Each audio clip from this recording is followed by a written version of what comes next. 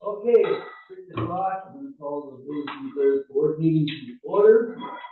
Please silence all cell phones and refrain from using them during the meeting. I look for an approval of the agenda. So moved. Second. Okay, all in favor, say aye. Aye, John. John, did you say aye?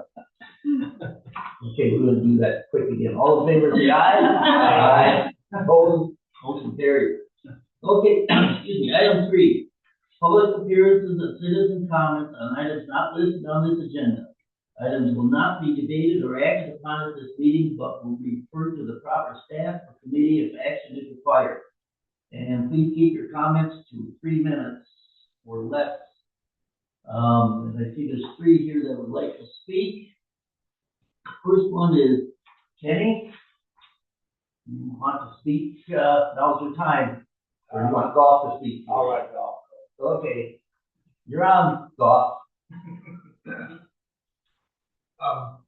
11th Street is under consideration for remodeling, so to speak, upgrading and filling the potholes. Our concern is that you want to expand the street. It's currently 12 feet a lane, more like 26 feet wide.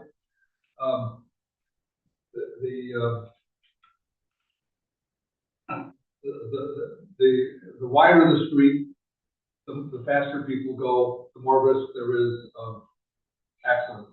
And I think I'm going to just pass this one down. This is a signed petition, and here's a copy. Here's a copy here.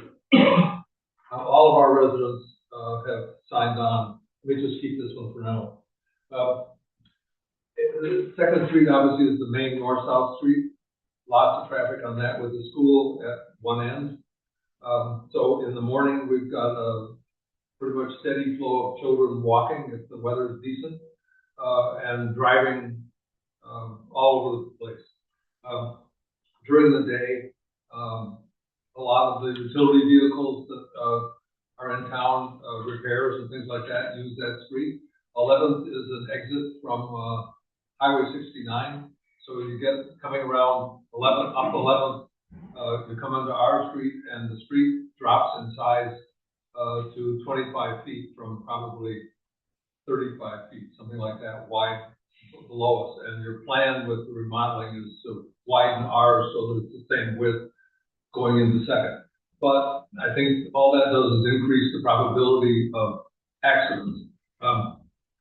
You might ask Chief Sturtevant how many kids he services when we have Halloween. I mean, on that corner, I mean, it's just a sea of children and attendant cars. I think rolling stops, as you can see, I said there are continuing risk. Myself, I'm proud to announce that one of your police officers followed me into my driveway at a late night hour with his lights going on, telling me that I did a rolling stop. 1, 2, 3. Well, it's what we all do, right? I mean, and particularly if you take a right-hand turn on front of mine or a left, it doesn't take you too long to get up to the speed or higher. Jane Elmer has Durst House. That's a big driveway. There are 4 cars in there. It's not uncommon to see 4 cars as her visitors. They're all parked in front and first, so they have to back out. And that's the problem. The same thing happens with ours if you're a maintenance person of some sort. You know, when they back out, you're looking this way and that, but it takes no time at all to do that turn. So we'd like you to consider. And then the last thing is, I think our presumption has been for decades probably that the wider the street, the safer the street. Well, one of the big public health operations, John Hopkins, did a study of 1,100 streets in 2023. The wider the street, the more accidents there are. The more the driver feels comfortable making decisions because they've got a wider street to deal with. And as you narrow the street, the number of accidents decreases. I presume you're gonna refer this to Public Works? They'll refer it back and Yeah, then we'll figure out refer where it it needs to back. go. Oh, Yeah. You will? Yeah. So I'll just shut up. Your 3 minutes are up yeah. anyway. I didn't hear. Threw a rock at me. Thanks, Bob. We'll pass it on. Okay. Jim, did you want to speak, because you're on Second Street? I'm right across the hall. Thank you Okay. for the opportunity. I am here with everybody here now. Appreciate the opportunity. I moved here from bedroom community, Milwaukee. I've seen what wider roads do. Well, not wrong, I haven't done the research yet. But I moved here because it's a small comfortable. Tell you how to run your city, but don't lose sight of what you have, is what I'm asking. I want to take 3 feet of the lawn from my house, whatever, that's not a stone. But if you continue to widen the road, I think that was, have to consider or have folks consider maybe leaving things small time like they are. If something had done. Thank you. Thank you.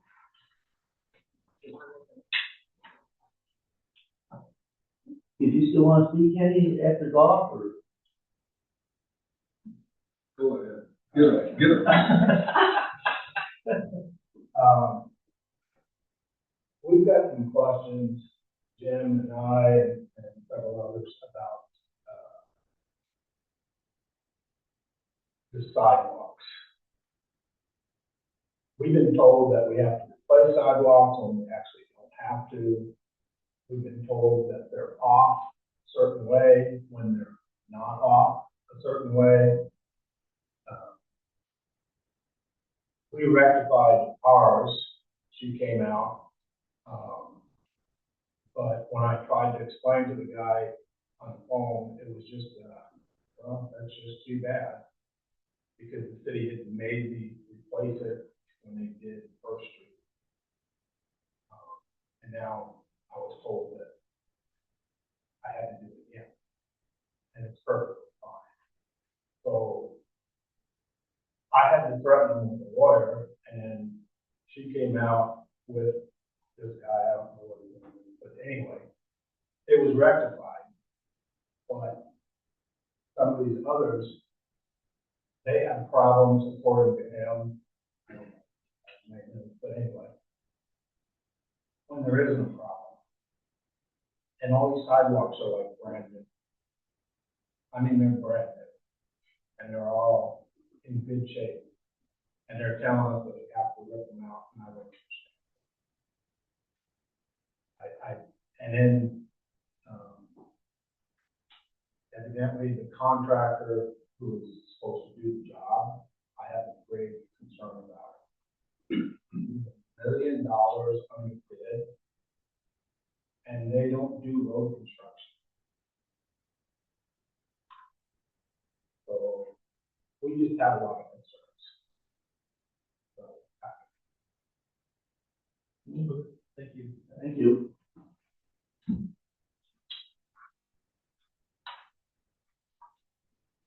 Okay. Roger, before we move on, just, Yeah. I wanted to add something to the report. At around 10 o'clock this morning, we had a P&B, just outside the Swiss church. I was actually at work, I had my window open, I was working in my online room, and I heard somebody screaming for help. When I looked up, realized kind of what was happening, and I reported last day, Jonathan Cantor was already sprinting uphill, had his phone in hand, so I knew 911 had already been called. I grabbed my phone and I ran to the door to see if there was anything I could do to help. By the time I got to the door, I could already hear sirens going. By the time I got to the corner, Officer Steinhorst and the EMS were already pulling up.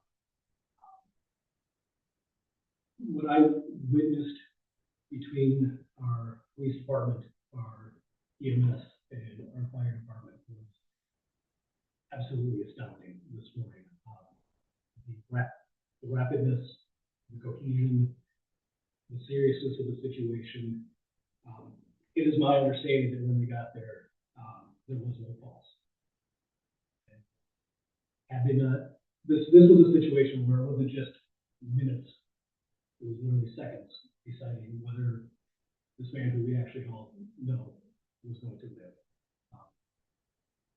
I can't tell you how much it means to me to know that we have the people we do on staff with our EMS, with the seriousness of the police department takes it, with the fire department, how they work together. There was moments when it was choking me up to watch this all in action because it was just that impressive. And to find out that they literally saved this man's life today because I think they said they were there in 2 minutes, and I would say 2 minutes is an exaggeration. I think it was less than 2 minutes. Everybody was there. John from Cantor Inn deserves to be commended as well because he was up there doing chest compressions when we got there. And I watched somebody's life get saved by the people that we put in position. I also want to specifically call on Officer Steinhorst because I know she has a bit of a reputation around town. I'm well aware of what it is. This is the second time that I have directly witnessed her respond to an EMS call where she was there. She was gone. She was doing her job. And I think part of the reason she gets the reputation she has is because she takes her job seriously. And I think she should be recognized for what she does. And today was just another example of what she brings to the table as far as an officer. But again, this is more intended. Our public works, our emergency services was wildly impressive this morning. And I just wanted to go on record and to say that and to thank everyone that was involved. Thank you, John. Okay, item 4, approval of the consent agenda. We're done, right? We're done. Yeah. Yes, sir. Nice to see you all. You too. Okay, now, Get out of here. have to. What? Okay, I second. okay, all in favor, say aye. Aye. Opposed? Motion carried. Okay, item 5, new business. Proclamation 2026 National Lineman Appreciation Day.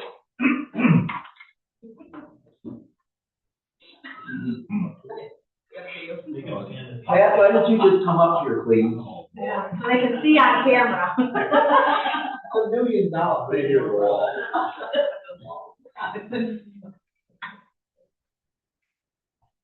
Okay, this is a proclamation for the National Lineman Appreciation Day.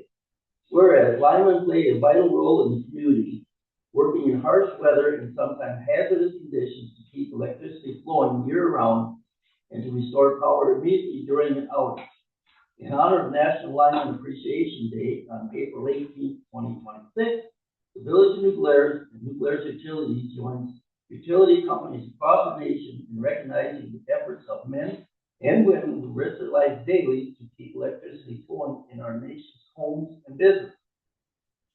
Whereas line workers construct and maintain electric transmission and distribution facilities that deliver reliable electricity to millions of homes, factories, and commercial and retail businesses. Line workers are essential in order to quickly and safely restore service following an outage, often in difficult conditions and away from their families. Whereas the village line workers are on call 24 hours a day, 7 days a week, and they have to be ready for any situation. They're often the first responders during storms, making the scene safe for other public safety workers. We value the work they do and their commitment to service and safety. Now, therefore, I, Roger Trutman, President of the Village of New Glarus, do recognize April 18, 2026 as Lineman Appreciation Day, in appreciation to elected foreman Pat Blair and lineman Bill Cosmeter, and to all linemen for vital services they perform and their exemplary dedication to the community they represent. So Pat, congratulations.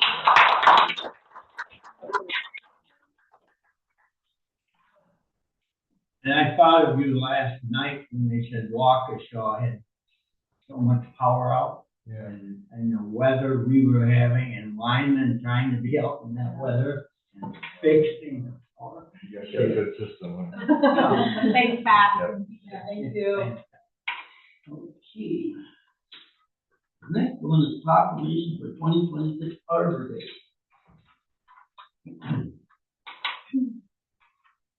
2026 Arbor Day proclamation. Whereas in 1872, J. Sterling Morton proposed to the Nebraska Board of Agriculture that a special day be set aside for planting trees. And whereas this holiday called Arbor Day was first observed with the planting of more than 1 million trees in Nebraska. Whereas Arbor Day is now observed throughout the nation and the world, and whereas trees can reduce the erosion of our precious topsoil by wind and water, cut heating and cooling costs, moderate the temperature, clean the air, produce oxygen, and provide habitat for wildlife. And whereas trees are a renewable resource, giving us paper, wood for our homes, fuel for our fires, and countless other wood products.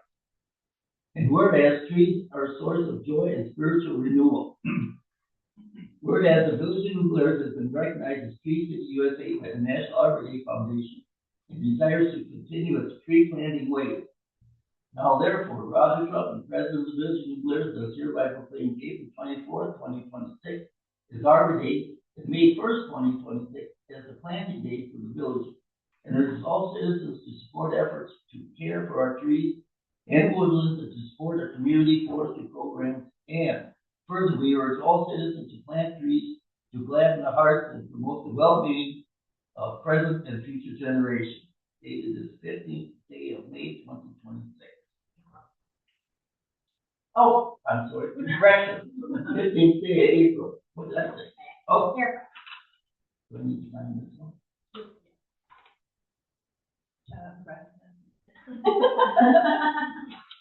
The rest of the city needs. Yeah, there you go. Put a look up there. They changed the logo.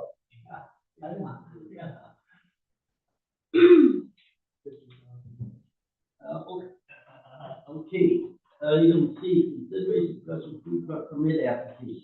That's the Zoda. Yeah, so this is our first official food truck application for the 2026 season.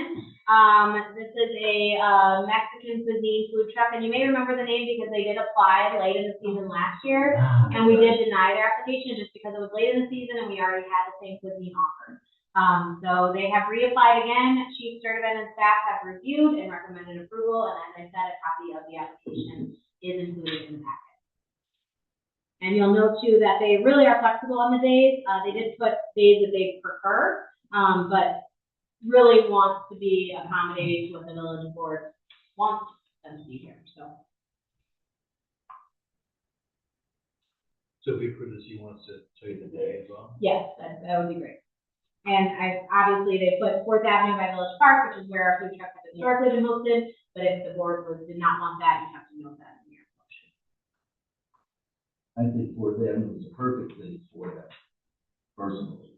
Yeah, the important thing, and obviously Chief Sturdivant can weigh in on this too, but in terms of like pedestrian safety, we want to make sure that the window is facing a place where pedestrians can safely gather and order and make the food, and obviously the parking right there. And there's ample parking. I'm sure their windows gotta be curbside. You know, like they go up by the. Yes, curb. yeah. Motion to approve the application for episode for Tuesday. Just Tuesday. Why Tuesday? Oh, it's just earlier in the week, there's less than if someone has another, No, I- idea, feel free to chime in. I put Tuesday or Thursday, if they want to come twice. Yeah. I agree with Larry, Yeah, I'm gonna play. at least. So we can have a motion. Yeah. I think we have to vote In on there, that. okay. Yeah. So we've done a motion in a second to Tuesday. So do you need to approve that, I mean, if these guys wanna do Thursday? Well, you can approve a friendly amendment if you'd like, or we can do a roll call vote on that motion, and if it fails, you can come back with a motion for Thursday and Tuesday. But we're not sure that they would would they be willing to do both? They put on the application dates for which permit is requested, any day that is open, but we prefer, they prefer weekends, which we told them no, and then also wrote down Tuesday and Thursday. And we left those as options for the board to consider. So I don't know that they would come both days, or I don't know if they pick between the two. Obviously, any direction from the board that we can give them is preferred. So. I think you probably need some consistency from them, right? I mean, if they do Tuesday one week and then Thursday the next week, so they'll be committed to Tuesday and Thursday or Tuesday, because then the community would need to know. So I don't know if we go back and get a commitment from them, or. Well, we have a motion. Yeah. Yeah, so we should vote on the Tuesday. Okay. But then- there's still some discussion yet. Yep. Right. There's still discussion. Okay. There's still discussion yet. Well, I'm comfortable with Tuesday, and if they come and they say rather change to Thursday, we could approve that Right. later. Let them come That's to where I us. was going with it. Yeah. Let's stay with Tuesday.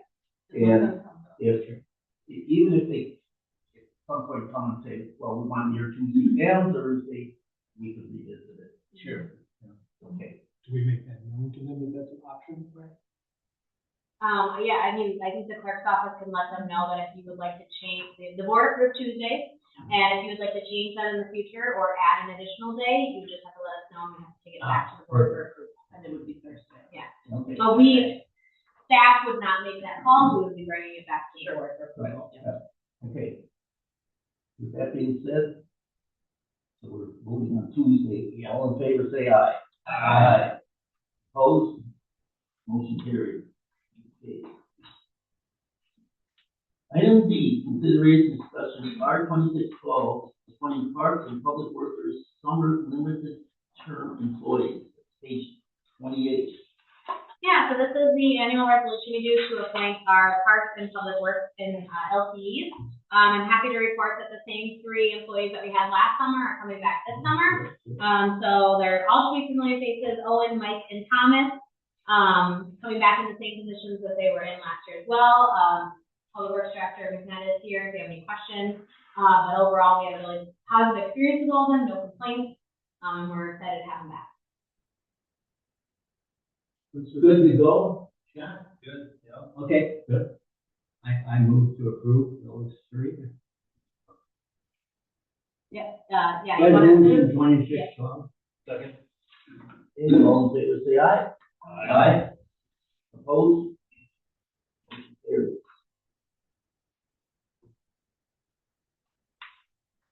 Okay. Item E.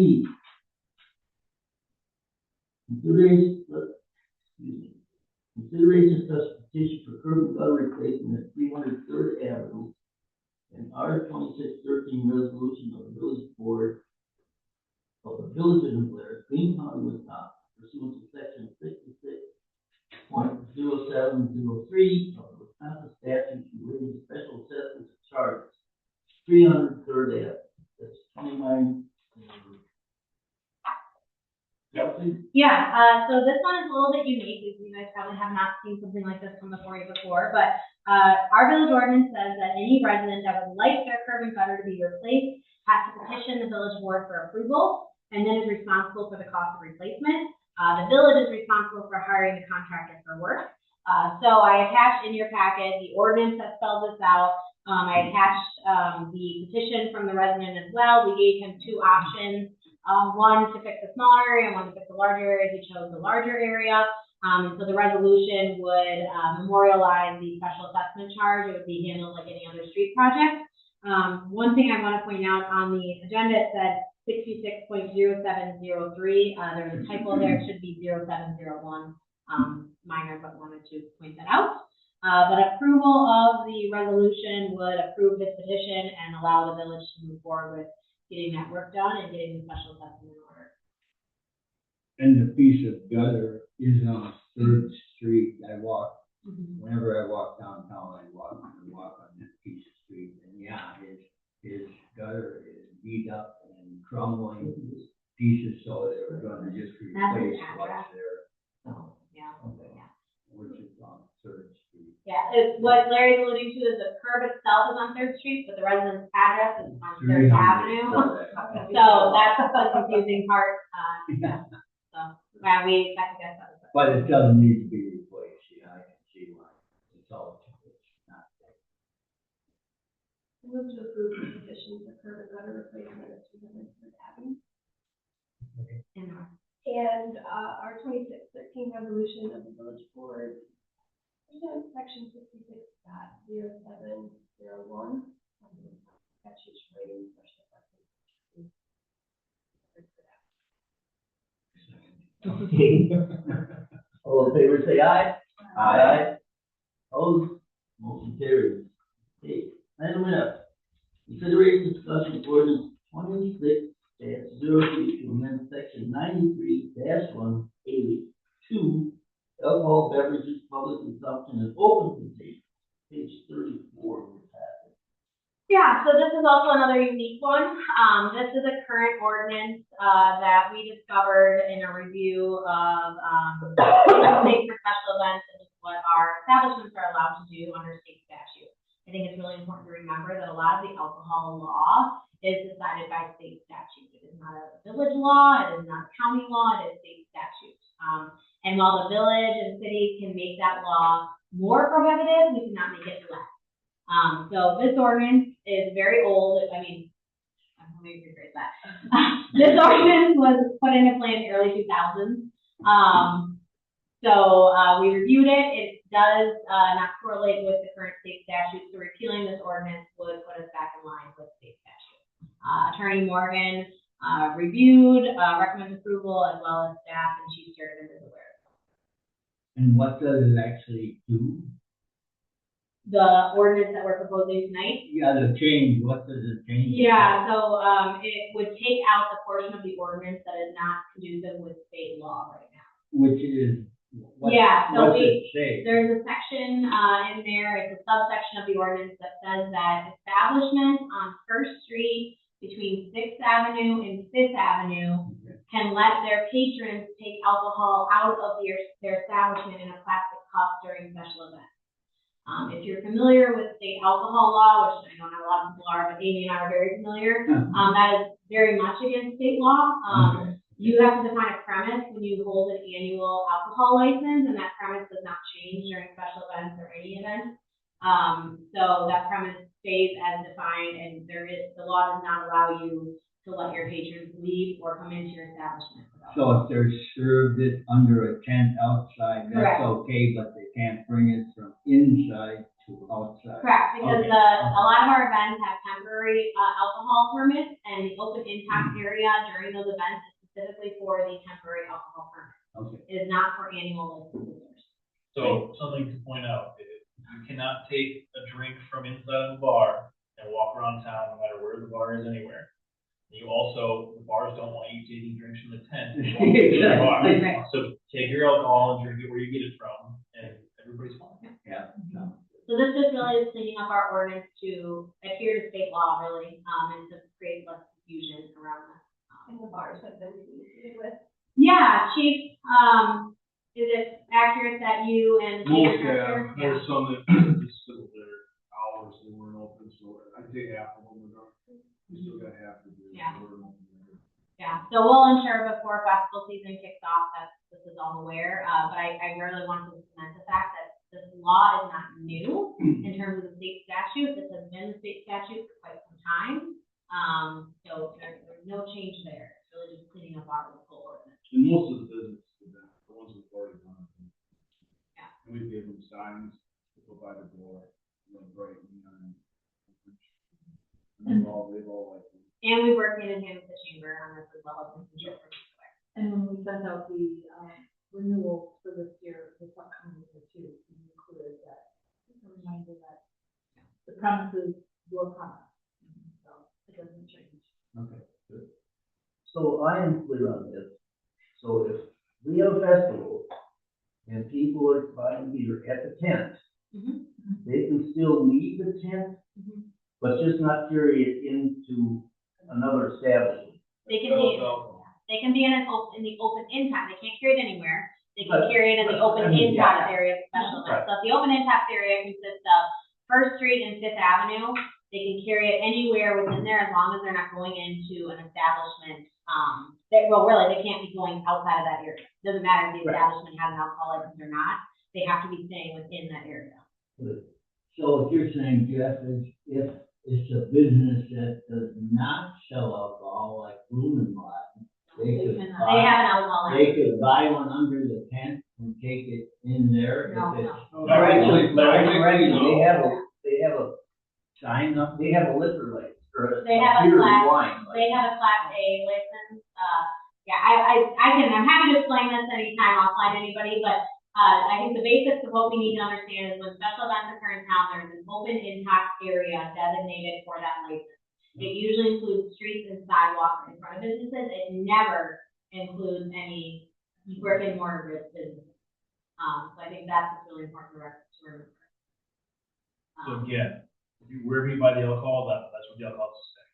Yeah, and if it's a festival, special event that you're buying beer under the tent, you can walk with that beer in the open in-tax area, which most likely includes streets and sidewalks, but it never has included a brick and mortar business.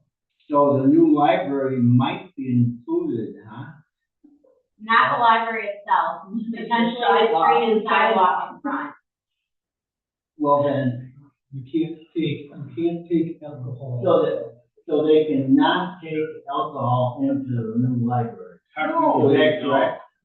technically, no, but they do. No, they cannot, no. It is against. I just wanted to clarify that. No.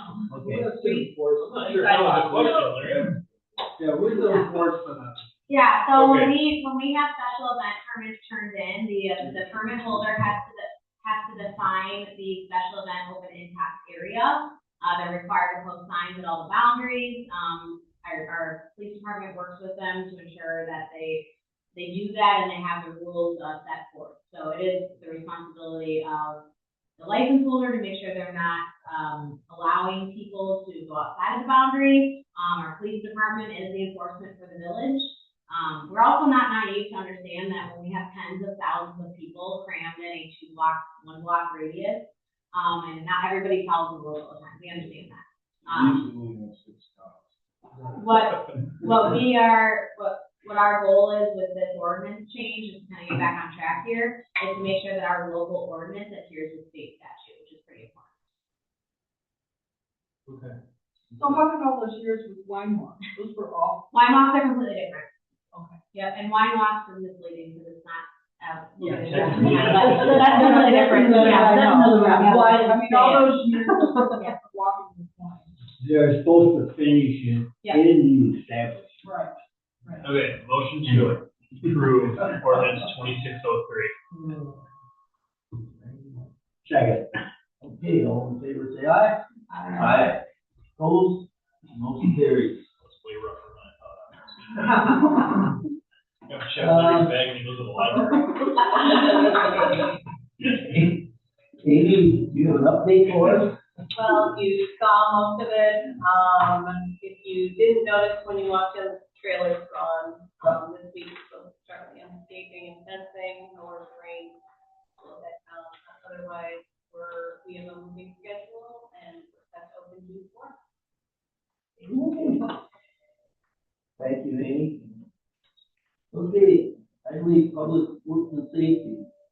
Item A, consideration discussion police walk car camera bid approval, page 35. Yeah, so obviously Chief Sturtevant is here and can speak on this as well, but he provided 2 bids for the police squad cameras that are included in your packet. The board did approve this capital project purchase as part of the 2026 CIP with a budget of $45,000. These bids were reviewed by Chief Sturtevant and the Public Works and Public Safety Committee, and they all recommended approval of the Safe Fleet bid for $42,290. I will note that as everything else, this has gotten more expensive than when we first got the quote. So while the cameras themselves are under the $45,000 budget threshold, there is a possibility with the installation that it might cost more than that. If that is the case, we will be coming back to the board with that information, looking for approval for that. We do have some room in the capital funds to cover an increase if there is one for it. Motion to approve police squad camera bid. We have a motion and second. Can I just clarify which bid you're approving? The less expensive one, The name and the amount would be great. it's, Texas. That's top left corner. Oh, Safely. Yep. For $42,790. Sorry, gross. Okay, we have a motion and second, all in favor, say aye. Aye. Opposed, motion carried. Item B, consideration discussion public workshop, worker safety bid approval. 43. Yeah, so we rebid the public works shop roof replacement. As you all are aware, this was the second attempt in bidding. The specifications did change, and the specifications specifically revolved around insulation. We received one sealed bid for the second attempt. This project was approved in the 2026 CIP with a budget of $60,000. Due to the change in specifications with insulation, the project does require more funding. The bid received was from Midwest Roofing. They gave two options as requested as part of the bid package. One was a spray foam, I see I have a typo there, it's not flamer, it's just flame. Spray foam insulation with its flame retardant coating, that one was $89,250. Or a conventional ceiling with blown-in insulation for $79,350. A note on this, to make sure the building is at code, with the proper insulation. It's not good enough just to have the spray foam, which is what we were told the first time around. We got a bid for that, and then afterwards we were told that it actually had to be flame retardant. So either the spray foam itself needs to be flame retardant, or there needs to be a coating put on it. So that's when we started exploring other options, and that's where the conventional ceiling with the blown-in insulation came in. For the second bid, Public Works Director McNabb, Building Inspector Jelly, and the Public Works and Public Safety Committee reviewed and recommended approval of the conventional ceiling with blown-in insulation for $79,350, with additional approval up to $90,000 total for this project, to include any purling repair or any fascia repairs listed in the bid. We do know that there is water damage, we just don't know the extent of it until we get in there. We do have capital funding available to cover this overage. And yeah, it is included in the package. Midwest is the roofing contractor that did Village Hall and the police department. So at this point, you don't know about the fascia. We are confident that the approval of up to $90,000 would more than cover it. I think the Public Works and Safety Committee was trying to avoid, if we approve it at 85 and it comes back at 86, then that happened with the police department. So we just won't know until we tear into it, which is hard when you remodel a building versus building. Any idea why there's only one bid return? I mean, we didn't get a lot of bids. We got 2 bids, I believe, for the first time out. There's a plethora of reasons it could be. Roofing contractors I talked to were all just really busy already, a lot of people. Yeah.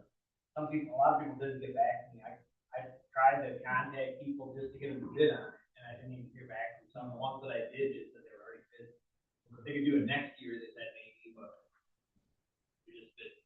So I'm guessing that's the general consensus. How old is it? Old. Probably older than me. Very old. Still better than replacing the building. Yeah, I mean, I do want to make a note that, the village board chose in approving that CIP instead of tearing down the building, building new, or finding a new location. We had somebody come on and inspect the actual building itself, and we were assured that if we replace the roof and replace the water damage, we could get another long lifespan out of this building. So we felt it was the most fiscally responsible option.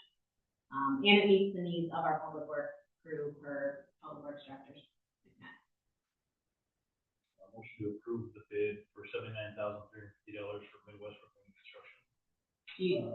Did you want to give the approval up to 90 as the Public Works and Safety Committee recommended, or did you just want the? With the option to go up to 90. Yeah, it would only be if needed. I mean, it's very, Necessary. it's laid out in the bid package exactly what any extra would be for, these for purlins and fascia. Okay, we have a motion and a second. Any further discussion? Questions? Hearing none, all in favor say aye. Opposed? Carried. Item C, consideration discussion downtown streetscape bid approval, page 46. Yeah, so to wrap out our bid approval for the night, this is for the downtown streetscape project that was approved in the 2026 CIP using TID funding. So it's money that we have on hand from the tax increment district 4. So this is not debt borrowing. We received 5 sealed bids, which is great. The 2 lowest bids were Concrete Creations of Wisconsin Incorporated and New Glarus Concrete. I included just those 2 bids in the packet because they were the 2 lowest, but I included the bid sheet with all of the bids. And we do have the bids in the clerk's office if anybody's interested in seeing them. Concrete Creations out of Ringgold, Wisconsin came in at $98,000, and New Glarus Concrete out of New Glarus came in at $105,000 with the same spec. The Public Works and Safety Committee recommended moving forward with a local contractor, New Glarus Concrete, if it was allowable by state bidding procedures. Attorney Morgan is on with us. Feel free to pop in anytime, Bill. After just reviewing those bidding procedures and making sure that we are following the law, we have to have a valid reason to not take the lowest bid. Attorney Morgan, feel free to jump in and explain. Yeah, no, well, you've been doing so well. I didn't want to interrupt. The general rule is obviously you have to be both fully responsive and you have to be responsible as a bidder. It appears to me that they are fully responsive to the bid package as presented. The question then becomes, are they a otherwise responsible bidder? In the past, in similar situations, we've had in other municipalities, although I think same could be said for New Glarus. We've had issues with particular contractors on multiple jobs over the course of a few years. And in those cases, I have had no particular angst about recommending that we deny them the opportunity to complete the project, even though they are the lowest bidder on the basis that they're not a responsible bidder. They're the constant delays, cost overruns, what have you. As far as I know, in this particular case, there's nothing like that here. There's some concern that because they're so far away, it might be more difficult for them. But I know that talking with Kelsey, that she's talked with them. They understand the distances and they're confident they can do it. Their referrals or their references are good. So I don't see any good reason to deny them as being a responsible bidder. And so I think we are constrained by law to accept them because that is the mandate. So Bill, is there no recourse to say that just because they're confident that they can do it from a far distance? What if we're not confident that they can do it from such a far distance? And what do you base that confidence on? I don't like debating this in public necessarily, but I mean, a gut reason is not enough reason. If we had recommendations or their references said, yeah, geez, they didn't show up, they were late, or they didn't even know where to go, that might give us something, but I'm just not seeing it here. Obviously, if they do this project and they don't do it particularly well, I would have no difficulty telling you if they come back in as low bidder that this is just not something they can do. But Kelsey reached out to him, said, look, we need you to avoid these particular dates because we are a community that lives on its festivals.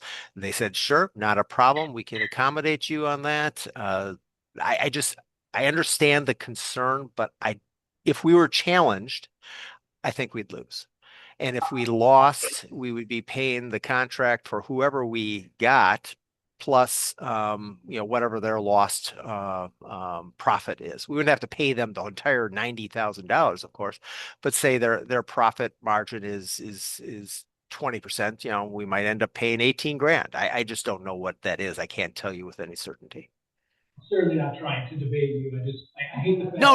I know. It just gets into legal issues. Well, how about the reason being the local contractor has been paying property taxes that more than covered the difference for many years? I understand that, but the law doesn't permit us to give a local discount, so to speak. It just doesn't. There's consistently, I see communities that want to do that because for the exact reason you say, they're a good neighbor, they're a good member of the community. They perhaps volunteer and otherwise do a lot of good stuff in the community, and we should be able to reward that. I agree with the concept, but the law doesn't read that way. You had some reservations about their understanding of the project. Yeah, I just wanted, I mean, I share, right, a lot of the same, I want to make sure whoever's going to do this job understands the job and, does a good job. And anytime we can work with a local business, we always want to, but I think this is a good reminder, a good lesson for all of us that we do have to follow the law, and the bidding procedures are what they are. So in this case, I asked for references. He provided those right away. One of them was another municipality. I called that person and they said that he was the best concrete contractor in their area. He was a pleasure to work with. He understands municipality rules and regulations. I spoke to another reference who also gave him a glowing review. I spoke to the contractor in depth. I explained that, we have festivals and this work has to be done around them. There is no leeway with it. The deadline is the deadline. That we expect a high quality product, that we are matching something that's already being poured by another concrete company. I mean, I went through the list of all of the things that we would want to hit on. And he agreed to all of them. Obviously, there will be a contract that Bill is helping us. I was just going to say that Kelsey just touched on a very important part as to being able to complete this.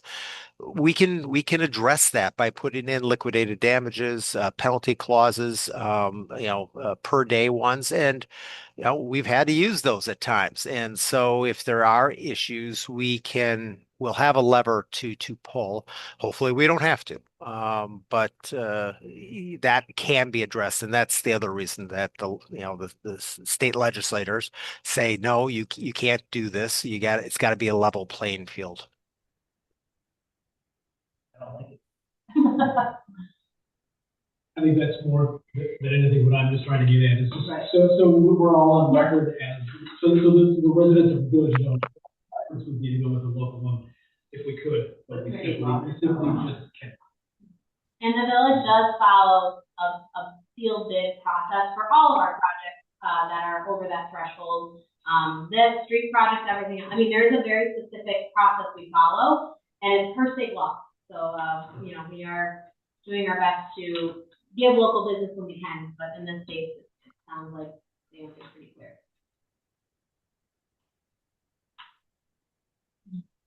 Would this apply also, like, Jeff, in terms of like squad cars? We've always gone local with those as well, but they've always been they've been the lowest bid, so we were fine with that. But if in fact there was a vehicle that was hired that was local, we obviously would not be allowed to go with a local. Yeah, Chief can hit on this a little bit, but their bidding procedure for squad cars is different. It's a little different because now we can do state bids, so before we had to reach out to like 5, 6, 10 different places, would bid it out, we'd put it out. Now the state bid is E-Wall for squad cars, but then since we're doing the Dodge Durango, we do motors. Motors knows what the state bid is. They take a loss because they want their car.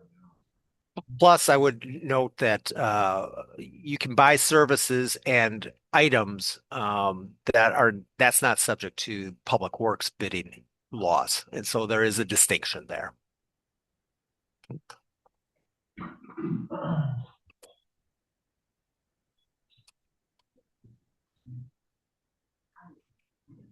I'll motion to approve the bid from Concrete Creations of Wisconsin Inc. for $98,000.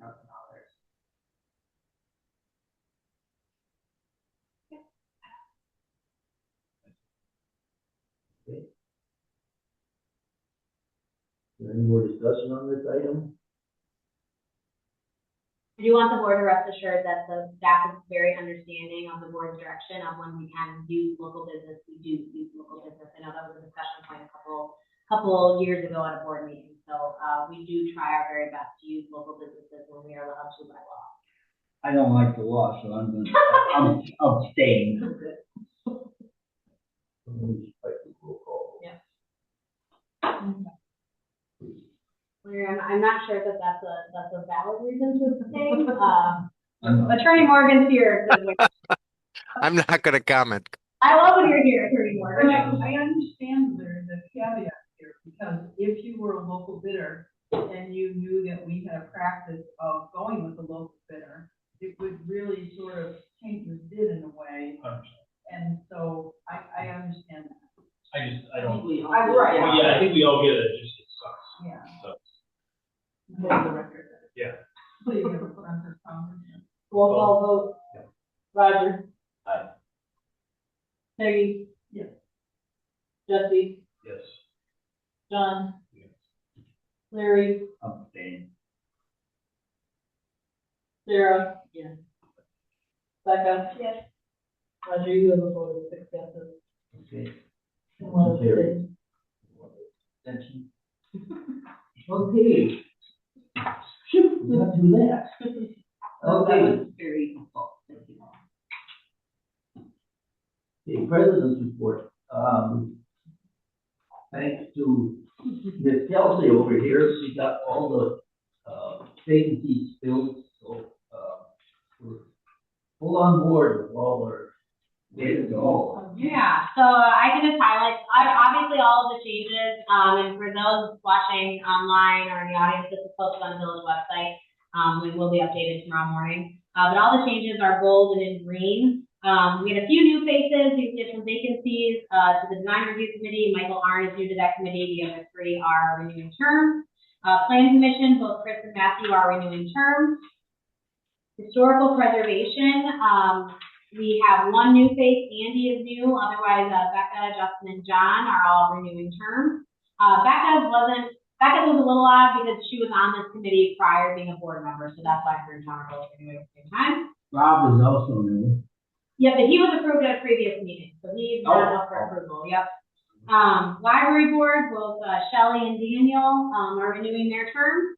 Appeals board, we have a new face, James Niffen, and then also Rob Cosmeter on the appeals board. Peggy is renewing along with Randy and Monica. On the fire district board, they do theirs in July, so there are a few that's still expiring this year, and I'll get updates from them. But the ones that the village needs to approve would be Jesse approving his term, and then Brad Beal, the other village representative, and he's up next year. And then community development, John, with the election win, has renewed his term. And then one final one, we added Chris Anderson to the TID Joint Review Board as our community representative. Historically, we've had a community rep, preferably somebody in finance who, works with financial institutions. So that is the changes. And yeah, really happy. The only vacancy listed on here now lies with the town of Exeter with the ETZ, and I have no control over that. So great, yeah. But I think they've got somebody they're doing. Great. Yeah. We just have to get a hold of it. Perfect. So we need a motion to Yep. approve the committee appointments. Motion to approve committee appointments. All in favor, say aye. Aye. Opposed, motion carried. Item 12, announcement. The village board will adjourn in the closed session pursuant to state statutes 1985-1G, conferring with legal counsel for the governmental body who is rendering oral or written advice concerning a strategy to be adopted by the body with respect to litigation in which it is or is likely to become involved. Discussion on possible enforcement action related to EMS public records request. We need a motion to go into closed session and roll call. I motion to move into closed session. Second. Roger. Aye. Sarah. Aye. Larry. Aye. John. Aye. Peggy. Larry.